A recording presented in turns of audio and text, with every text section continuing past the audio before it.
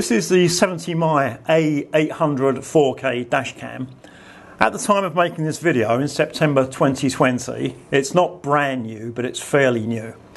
In the video, I'll be giving you a quick overview. I'll give you a quick comparison between this and the 70mai Pro, which I've now been using for about 18 months. I'll show you some sample footage, and I'll explain why I'll be putting this in my wife's car and keeping the 70mai Pro for myself. It comes very nicely packaged, so first of all let's look to see what we get in the box. And first of all, obviously, there's the camera itself. There's a mount for the camera which goes here, and on the mount there's an adhesive sticker, and they also give you a spare adhesive sticker, and they also give you an electrostatic sticker. So what you do, you put the electrostatic sticker on your windscreen that attaches electrostatically without any adhesive. Then you stick the adhesive sticker to the electrostatic sticker, and that means there's no adhesive directly on your windscreen. And I've been using this system with the 70mai Pro for 18 months and it works really well. There hasn't been a single problem, and it gets intensely hot in southern Thailand where I live. Then you get the adapter. This goes into your cigarette lighter. There are two USB ports. You put the camera into the red one and you can use the other one for whatever you want. There's a very long 3.5 meter lead. They give you a little tool to tuck the lead into the head lining. And finally, there's a user manual. And all in all, it's quite a nice little package. Let's take a close look and compare it to the 70mai Pro. Obviously it's wider, the display is wider, and the buttons are bigger, but they perform the same functions. They're for the menu navigation and also to operate certain features when the camera's recording. On the side, the 70mai Pro just has slots for power and SD card.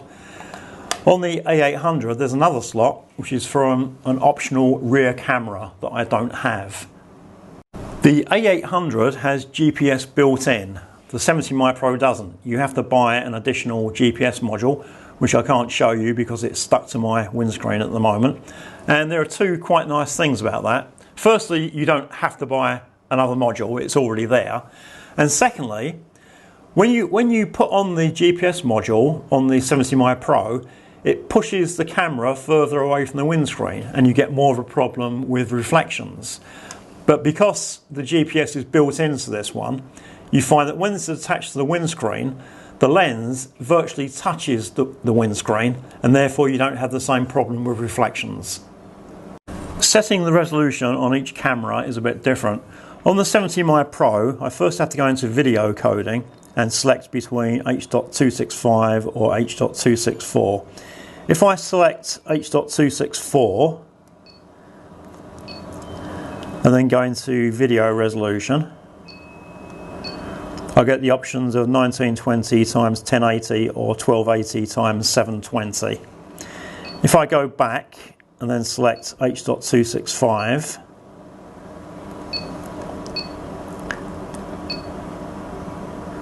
and then go back into video resolution, I get different resolutions. I get 2592 x 1944, 2560 x 1440, or 1920 x 1080.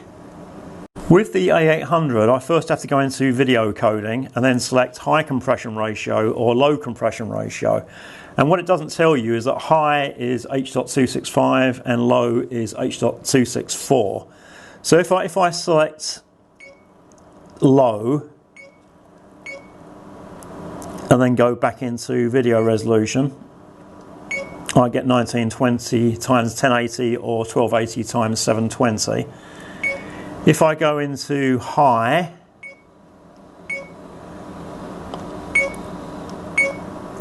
and then go back into video resolution, I get 3840 x 2160, 2844 x 1600 or 1920 x 1080. But these ones on high are H.265, and I know that because none of my software applications can handle H.265. If you install the optional rear camera, The rear camera has a resolution of 1920 by 1080, and it decreases the maximum resolution of the front camera from 3840 by 2160 to 2560 times 1600. So that's something to bear in mind if you do fit the rear camera. The file system is similar to the 70mai Pro, but there are some differences. With the A800, there's a .gps folder, and inside that folder there's one regular text file. And if you open that up, there are timestamps virtually every second, and each one shows your speed, latitude and longitude. Emergency videos are stored in the event folder, and within that folder there are three subfolders. Front is high resolution for the front camera, back is high resolution for the rear camera, and .s is low resolution for the front camera. And the same thing with your normal videos, the videos that you're recording all the time. And there's a similar file structure for parking events. Now, photo is quite interesting because with the 70mai Pro, I could take still photos using voice control. I just say take a picture and it takes a still photo and puts it in this folder. Now with the A800, there's no voice control, so I haven't found out yet how to take a still photo. There's a button on the camera, but when you press that, it just records an emergency video. It doesn't actually take a still photo. Here's some footage from the A800 taken at the lowest resolution, 720p, and immediately we can see the thing that everyone wanted on the 70mai Pro but never got, and that's speed and GPS coordinates in the video. Now every time they release new firmware for the 70mai Pro, I was hoping they would add this, and they never did. But finally it's arrived with the A800. If you don't want it, you can turn it off. I don't really see the point because I think it's very useful information. Now interestingly, there's still nothing on the back of the camera when you're driving along.